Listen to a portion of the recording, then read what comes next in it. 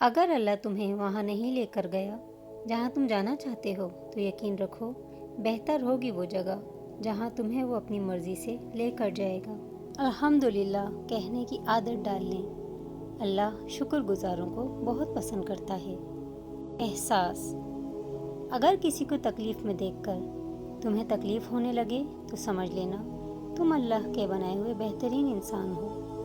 قرآن کہتا ہے پھر وہ تمہاری من پسند چیز تم تک لے آئے گا مقررہ وقت پر اور تم حیران ہو جاؤ گے۔ وہ آزماتا بھی ہے اور نوازتا بھی ہے۔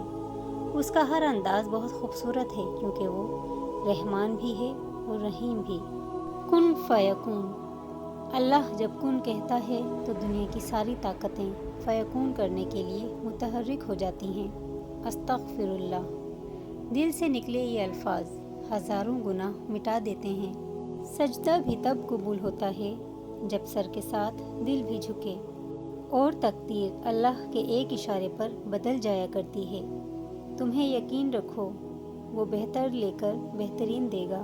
عورت کے ساتھ ایک معاشرتی زیادتی یہ بھی ہے کہ وہ اپنے لیے رشتہ نہیں مانگ سکتی، حالانکہ بیٹی سے اس کی پسند پوچھنا تو سنت نبوی صلی اللہ علیہ وآلہ وسلم ہے۔ نکاح کرو: قرآن پاک میں مرد اور عورت کی دوستی کا ذکر کہیں بھی نہیں ہے۔ اس متعلق اللہ پاک نے فرمایا اور جو تمہیں پسند ہو اس کے ساتھ نکاح کر لو۔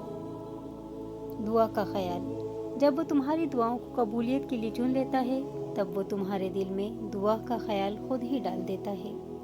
مرد: دنیا کہتی ہے مرد بہت بڑا بے وفا ہے اور اللہ نے ساری کائنات محمد صلی اللہ علیہ وآلہ وسلم کی محبت میں بنا دی جو کہ ایک مرد ہیں۔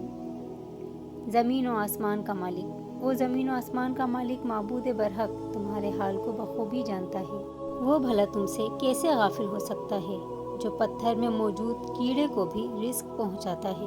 ضد: بابا کی لاڈلی اور بھائی کی ضدی بہن تمہارے آگے اپنی ہر ضد اور انا ہار جاتی ہے۔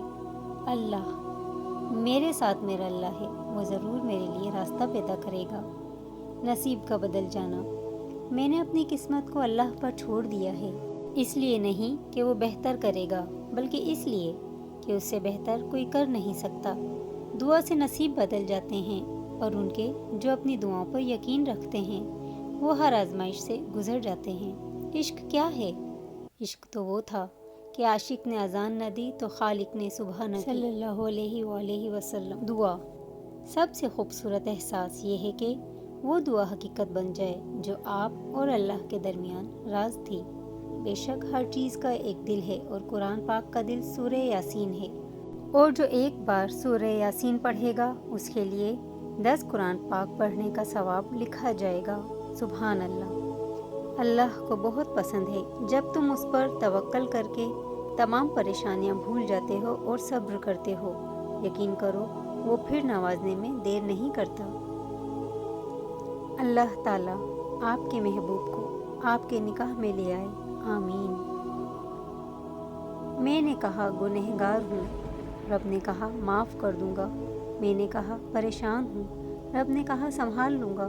میں نے کہا اکیلی ہوں میں، رب نے کہا ساتھ ہوں میں۔